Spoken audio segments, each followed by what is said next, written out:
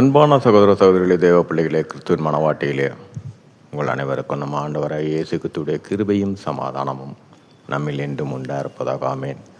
இந்த நாளிலும் பரிசுத்தாவின் வெளிப்படுத்துகிற சத்தியத்திற்காக நன்றி செலுத்துவோம். இந்த நாளில் ஜீவ ஜந்துகளுக்கு ஜீவன் எப்படி வந்தது?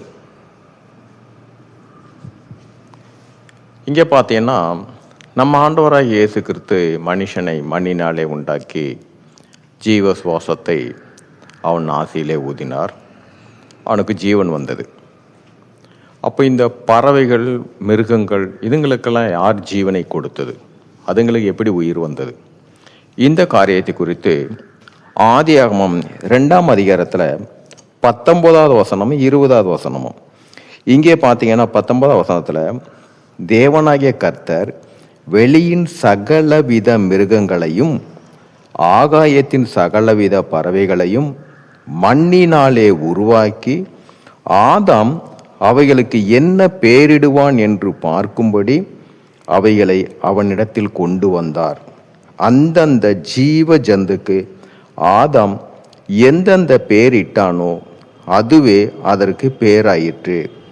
20வது வசனம், அப்படியே ஆதாம் சகலவித நாட்டு மிருகங்களுக்கும் ஆகாயத்து பறவைகளுக்கும் சகலவித காட்டு மிருகங்களுக்கும் பெயரிட்டான். ஆதாமுக்கோ ஏற்ற துணை இன்னும் காணப்படவில்லை. இங்கே பார்த்தீங்கன்னா, இது எல்லாவற்றையும் தேவன் அதே மண்ணினால தான் உண்டாக்குனார், கொண்டு வந்து ஆதாமிடத்தில். இங்கே பார்த்தீங்கன்னா, பரலோக பரமபிதா இந்த பூமியை தான் சிருஷ்டித்த மனுஷனுடைய முழு அதிகாரத்திற்குமாக கொடுத்தார். என்ன காரியம் என்றால், தேவன் அவனுக்காக ஒரு ஏவாலயம் கொடுத்து அவனிடத்தில் உள்ள பிறக்கிற பிள்ளைகள் அதன் மூலியமாக தேவனுடைய சந்ததி பெருகும்படியாக தான் தேவ திட்டம்.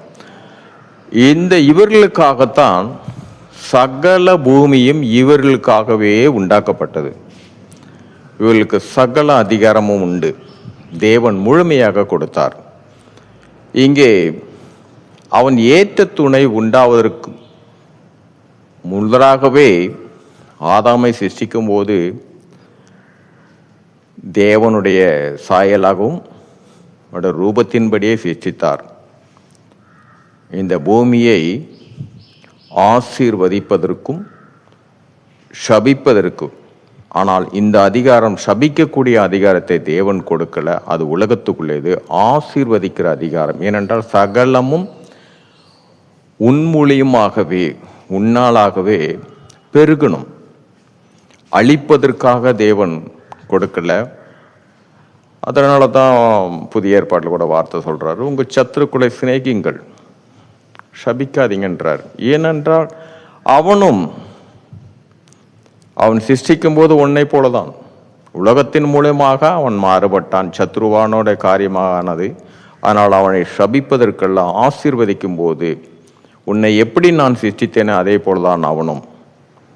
நீ ஒருவருக்குள் ஒருவராக தான் இருக்கிறீங்க, அதனால வித்தியாசம் வரக்கூடாதுன்னு தான் ஆசீர்வதிக்க சொன்னாரு. இதே நம்ம பார்த்தீங்கன்னா, எப்பொழுது ஆதாம் அவைகளுக்கு பேரிட்டானோ அந்த நொடி பொழுதே அவைகள் எல்லாம் ஜீவன் வந்தது. மண்ணினாலே உண்டாக்கின சகல ஜீவ ஜந்துகளையும் கொண்டு வந்து ஆதாமுக்கு முன்பாக தான் வைத்தார். அவர்களுக்காக ஒரு நாமம், பெயர், நாமம். அந்த நாமத்தை ஆதாம் தான் ஒவ்வொன்றிற்கும் ஒரு நாமத்தை கொடுத்தான். அப்பொழுதுதான் அவைகள் எல்லாவற்றிற்கும் ஜீவன் வந்தது. இந்த முழுவதையும் தேவன் சிருஷ்டித்தார். தேவனாகிய கர்த்தர் உண்டாக்கினார். எல்லாவற்றையும் இவர்களிடத்தில் கொடுத்தார். சகலமும் நீதான், அதை பெருக செய்வது எல்லாம் உன்னுடைய கையில்தான். அப்படி தேவன் கொடுத்தார். அந்த காரியத்தின்படியே ஆதாம் பெயரிட்டான். அங்கு நாமங்கள் உருவாகச்சு. அந்த நாமங்கள் நித்திய ஜீவ காலமாக உலகம் நியாயம் தீர்க்கிற வரைக்கும் ஒவ்வொன்றிற்கும் அவன் இட்ட பேர் மாறவே மாறாது. அதுதான் ஆசீர்வாதம். இதே ஆசீர்வாதம் உலகப்பூர்வமாக பார்த்தீங்கன்னா,